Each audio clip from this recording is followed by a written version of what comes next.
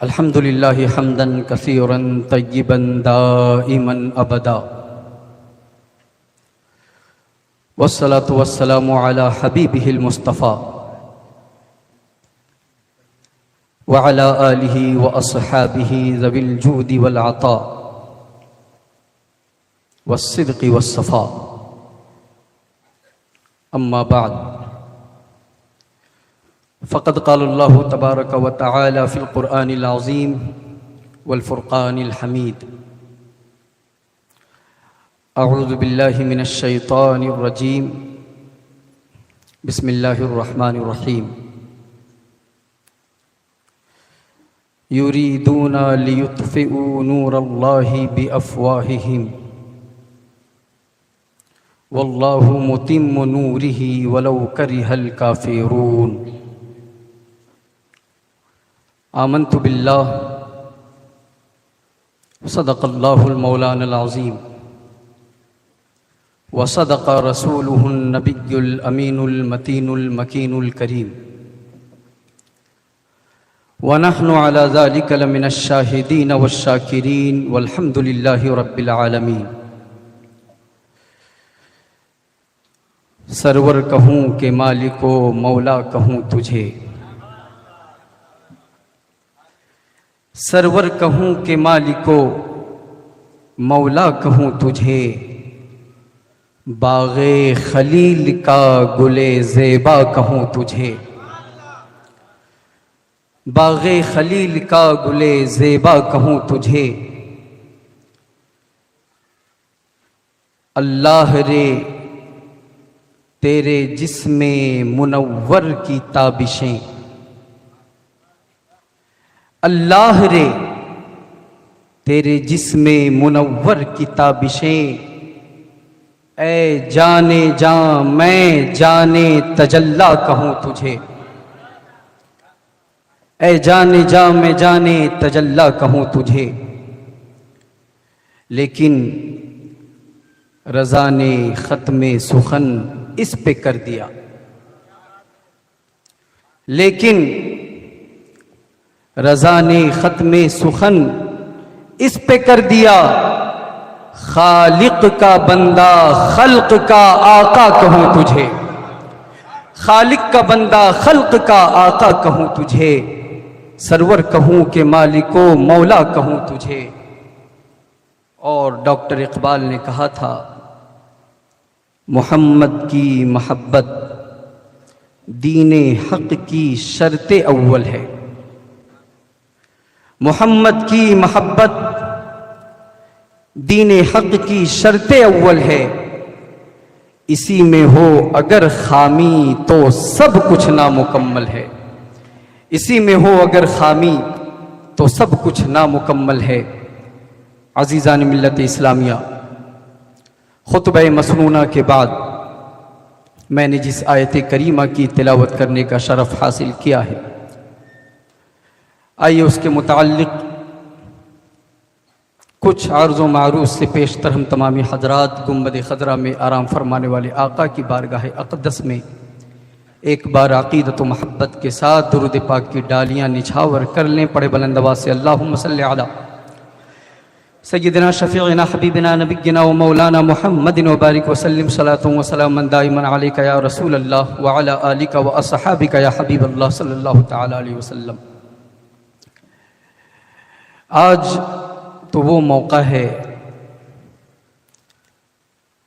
کہ جس عظیم شخصیت کا انتظار آپ کر رہے تھے، مجھے بھی انہی کا انتظار تھا. جس طرح سے آپ جلسہ سننے کے لیے آئے ہیں، میں بھی سننے کی ہی نیت سے آیا ہوں.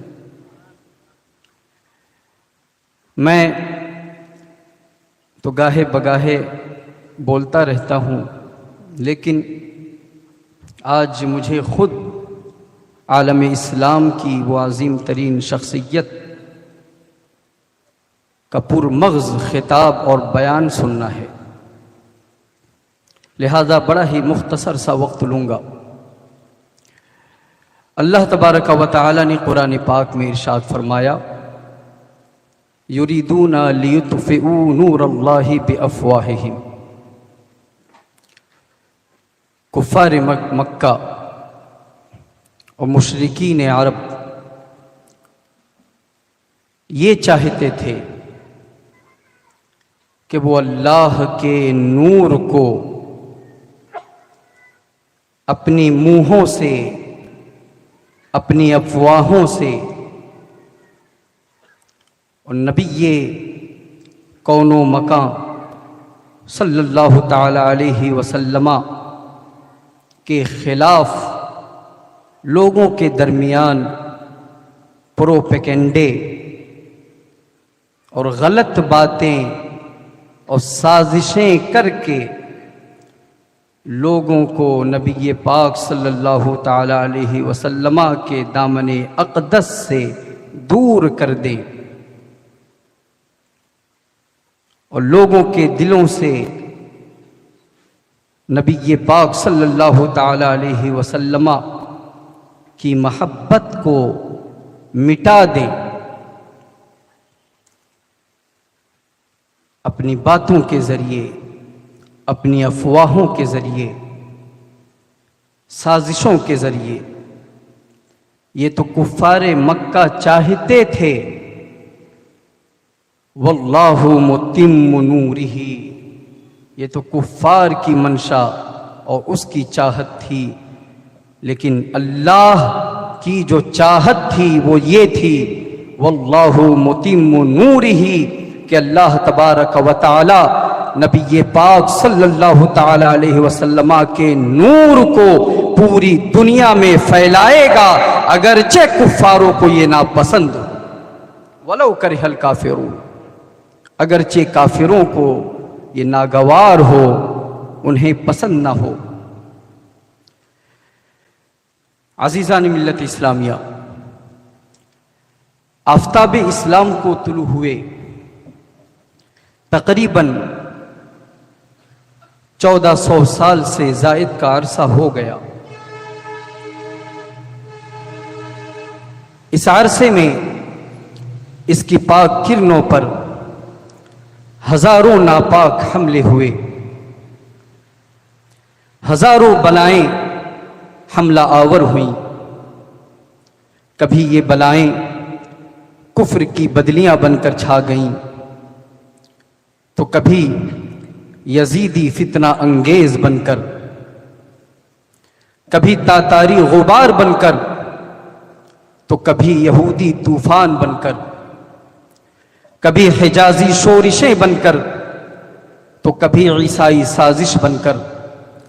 गर्ज़े के मौजूदा ज़माने में ये बलाएं तबलीगी जमाहत की सूरत में टूट पड़ रही हैं, अहले हदीस की सूरत में टूट पड़ रही हैं, गैर मुक़ल्लिदीन की सूरत में टूट पड़ रही हैं, नेचरियत की सूरत में टूट पड़ रही हैं, कादियानियत की सूरत में टूट पड़ रही हैं, राफ़िज़ियत की सूरत में टूट पड़ रही हैं, खारजियत की सूरत में टूट पड़ रही हैं, देवबंदियत की सूरत में टूट पड़ रही हैं, वहाबियत की सूरत में टूट पड़ रही हैं, और न जाने कितने फ़िरक़े बातिला इस पाक दीन को मिटाने पर तुले हुए हैं। मगर अल्हम्दुलिल्लाह ये खुदा का सच्चा और अच्छा आफ़ताब आज भी उसी तरह जगमगा रहा है जिस तरह पहले जगमगाया करता था। इसकी चमक में जर्रा बराबर भी कोई फर्क नहीं पैदा हुआ। क्यों?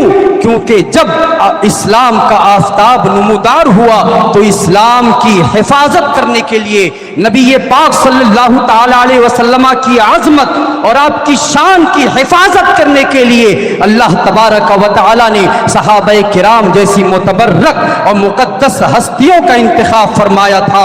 और जब जब नबी पाक सल्लल्लाहु ताला अलैहि वसल्लम पर उंगलियां उठ रही थी, कोई भी नबी पाक सल्लल्लाहु ताला अलैहि वसल्लम की शान पर अंगुष्ठ नुमाई कर रहा था, तो उस वक्त अगर किसी ने जवाब दिया था तो वो सहाबाए کرام رضوانُल्लाह تعالی علیہم اجمعین کی ذات گرامی ہے کہ ہر وقت مستحکم کھڑے ہو کر کے پہاڑ کی چٹان کی طرح سب کا مقابلہ کیا اور سب کو دندان شکم جواب دیا ہے۔ جب صحابہ کرام کی جماعت کے بعد تابعین کا زمانہ آتا ہے تو اس وقت بھی جب بھی اسلام کے دامن اقدس پر، جب بھی میرے آقا صلی اللہ تعالی علیہ وسلم کے دامن تقدس پر اگر کسی نے انگلی اٹھائی ہے تو علماء کرام نے، اولیاء کرام نے، تابعین عظام نے کھڑے ہو کر کے سب کا مقابلہ کیا ہے اور سب کو شکست فاش دی ہے۔ اور جب وہ زمانہ گزر گیا اور جب آج کا زمانہ آیا ہے،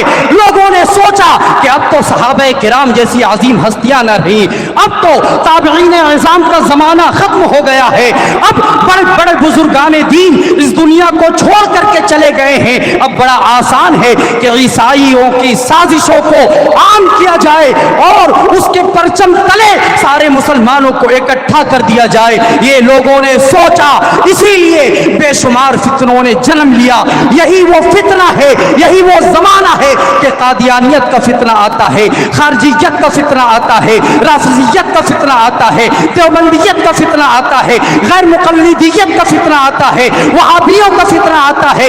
یہ تمام فتنوں نے سر اٹھایا ہے اور پوری دنیا نے دیکھا ہے کہ جب جب فتنے اٹھے ہیں، فتنوں کا قلع کما کرنے کے لیے اولیاء اللہ تبارک و تعالی نے اپنے بندوں کو بھیجا ہے۔ اور آج کے زمانے میں جب ان فتنوں نے سر اٹھایا ہے تو ایک ہی شخصیت کو اللہ تبارک و تعالی نے بریلی کی سرزمین پر بھیج کر کے پوری امت مسلمہ پر احسان کیا اور اعلیٰ حضرت نے تنے تنہا کھڑے ہو کر کے ان تمام فتنوں کا قلع کما کیا۔ نعرہ تکبیر، نعرہ رسالت، علماء اہل سنت، مفتی رفیع الدین صاحب قبلہ، نعرہ تکبیر، نعرہ رسالت۔ جب جب نبی کی شان میں گستاخیاں کی گئی ہیں تب تب اللہ تبارک و تعالی نے اپنے نیک بندوں کے ذریعے نبی پاک صلی اللہ تعالی علیہ وسلم کی شان اور آپ کی عظمت کی حفاظت فرمائی ہے۔ اور سب سے خطرناک فتنہ، سب سے خطرناک، بلکہ یہ کہا جائے کہ سب سے خطرناک بیماری اگر وہ کوئی ہے، آج کے زمانے میں تقریباً ساری بیماریوں کا علاج آ گیا ہے۔ ساری بیماریاں چاہے وہ جتنی بڑی ہوں چاہے چھوٹی ہوں، لیکن میرے بھائی یہ وہ بیماریاں ہیں جو جسم کو لگتی ہیں تو جسم کو سڑا دیتی ہے۔ اور ایک ان میں سے سب سے بڑی جو بیماری ہے وہ غیر مقلدیت کی بیماری ہے، وہابیت کی بیماری ہے۔ یہ وہ بیماریاں ہیں جب کسی بندے کو لگ جائے تو جسم نہیں تباہ کرتی بلکہ روح کو تباہ کر دیتی ہے، اور صرف دنیا تباہ نہیں کرتی ہے بلکہ کل میدان عقبہ میں، میدان آخرت میں بھی ہمارے اعمال کو تباہ و برباد کر دے۔ جب ہمارا حساب و کتاب رب کی بارگاہ میں پیش کیا جائے گا، اگر یہ بیماری ہم میں سے کسی کو لگی تو پھر ہمارا انجام بڑا ہی بھیانک اور دردناک ہونے والا ہے۔ حضرات، بہت سارے اعتراضات، بہت سارے ہم پر اتہامات اور تہمتیں لگا کر کے امت مسلمہ کے نوجوانوں کو گمراہ کرنے کی ان لوگوں نے بے پناہ کوششیں کی ہیں، اور وہ مرد مجاہد نے تنے تنہا کھڑے رہ کر کے ان سارے اعتراضات کا جواب دیا ہے اور ان کے تمام فتنوں کا سدے باب کر کے انہیں مبہوت کر دیا ہے اور بتا دیا ہے آج لے ان کی پناہ، آج مدد مانگ ان سے، پھر نہ مانیں گے قیامت میں اگر مان گیا۔ آج لے ان کی پناہ، آج مدد مانگ ان سے، پھر نہ مانیں گے قیامت میں اگر مان گیا۔ ان کے اتنے اعتراضات ہیں، اور کس طرح سے امت مسلمہ کو یہ لوگ گمراہ کرنے کی کوششیں کر رہے ہیں اور نبی پاک صلی اللہ تعالی علیہ وسلم کی شان اقدس میں گستاخیاں کرتے ہوئے نظر آ رہے ہیں۔ عزیزان ملت اسلامیہ، لیکن جب اللہ تبارک و تعالی چاہتا ہے تو ایک طرف پوری دنیا کھڑی ہو جائے، اور اگر اللہ کی منشا، اللہ کی چاہت کچھ اور ہے تو کوئی کچھ نہیں کر سکتا۔ اللہ تبارک و تعالیٰ کی مرضی یہ ہے کہ پوری دنیا نبی کون و مکان صلی اللہ تعالی علیہ وسلم کی عظمت کے گن گائے، اور آج پوری دنیا آپ کی عظمت اور آپ کی شان کے گن گا رہی ہے۔ کہاں تک کوششیں کرو گے؟ کہاں تک نبی پاک صلی اللہ تعالی علیہ وسلم کی شان اور آپ کی عظمت کو گھٹانے کی کوششیں کرو گے؟ اس پوری کائنات میں میرے آقا صلی اللہ تعالی علیہ وسلم سے بڑھ کر کے کوئی شان والا نہیں ہے پوری کائنات میں۔ اور کچھ لوگوں نے لوگوں کو یہ جتانے کی کوششیں کی ہیں، لوگوں کو یہ بتانے کی کوششیں کی ہیں، اور اس طرح سے اعتراضات کیے ہیں کہ بہت ساری ایسی چیزیں ہیں جس سے عوام بآسانی ان کے دام فریب میں آ جاتی ہے۔ نبی پاک صلی اللہ تعالی علیہ وسلم کی اگر شان کا اندازہ لگانا چاہتے ہیں، اگر نبی پاک صلی اللہ تعالی علیہ وسلم کی عظمت اور شان کا جائزہ لینا چاہتے ہیں اور یہ دیکھنا چاہتے ہیں کہ اللہ تبارک و تعالی نے میرے آقا صلی اللہ تعالی علیہ وسلم کو کس قدر عظیم الشان بنایا ہے، کس قدر رفیع الشان بنایا ہے، تو حضرات ہمیں اور آپ کو آگے بڑھنا ہوگا اور اعلیٰ حضرت کی کتابوں کا مطالعہ کرنا ہوگا۔ بنا اعلیٰ حضرت کی رہنمائی کے کوئی بھی انسان نبی پاک صلی اللہ تعالی علیہ وسلم کی صحیح طریقے سے شان و عظمت کو نہیں پہچان سکتا۔ آقا کریم صلی اللہ تعالی علیہ وسلم، بس ایک بات عرض کروں گا اور آپ سے اجازت چاہتا ہوں۔ میرے آقا صلی اللہ تعالی علیہ وسلم اس پوری دنیا، پوری کائنات، پورے عالمین میں سب سے افضل و اعلیٰ ہے۔ یہ ہمارا آپ کا اہل سنت والجماعت کا عقیدہ ہے۔ نہ صرف اس روئے زمین پر بلکہ اللہ تبارک و تعالی کی تخلیق کردہ ساری چیزوں میں اگر کوئی افضل و اعلیٰ ہے تو وہ نبی پاک صلی اللہ تعالی علیہ وسلم ہے۔ اور آپ کی عظمت، آپ کی رفعت، آپ کی شان کا عالم یہ ہے،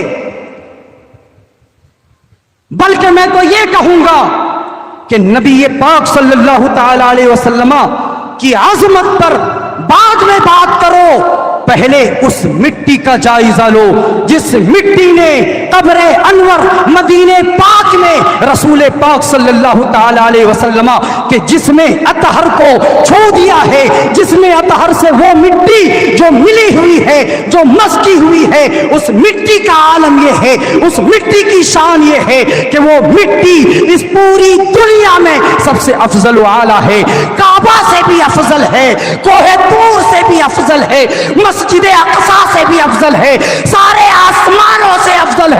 بلکہ مجھے کہنے کی اجازت دی جائے کہ وہ مٹی، جس مٹی کو اللہ کے رسول صلی اللہ تعالی علیہ وسلم کے جسم اطہر نے چھو دیا ہے، وہ مٹی عرش سے بھی افضل ہے، کرسی سے بھی افضل ہے، لوح و قلم سے بھی افضل ہے۔ یہ مٹی کا عالم ہے، تو وہ مٹی جو نبی پاک صلی اللہ تعالی علیہ وسلم کہ جسم اطہر سے ٹچ ہو جائے، مس ہو جائے، اس مٹی کا عالم یہ ہے کہ وہ کعبہ سے بھی افضل ہے، وہ مٹی عرش سے بھی افضل ہے، وہ مٹی کرسی سے بھی افضل ہے، وہ ساری چیزوں سے افضل ہے۔ تو جو مٹی کا یہ عالم ہے تو صاحب مٹی کا عالم کیا ہوگا؟ مصطفیٰ کی عظمت اور مصطفیٰ کی شان کا عالم کیا ہوگا؟ तू घटाने से किसी के न घटा है न घटे, तू घटाने से किसी के न घटा है न घटे, जब बढ़ाने वाला है अल्लाह ताला तेरा। अस्तगफिरुल्लाह रब्बी मिन कुल्लि ज़ंबिन व अतूबु इलैहि व आखिरु दावाना अल्हम्दुलिल्लाहि रब्बिल आलमीन। अस्सलामु अलैकुम।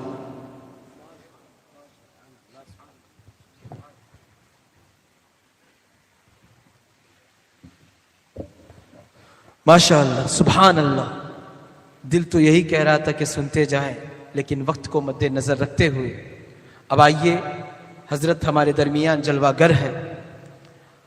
वक्त ऐसा खराब होता जा रहा है कि आज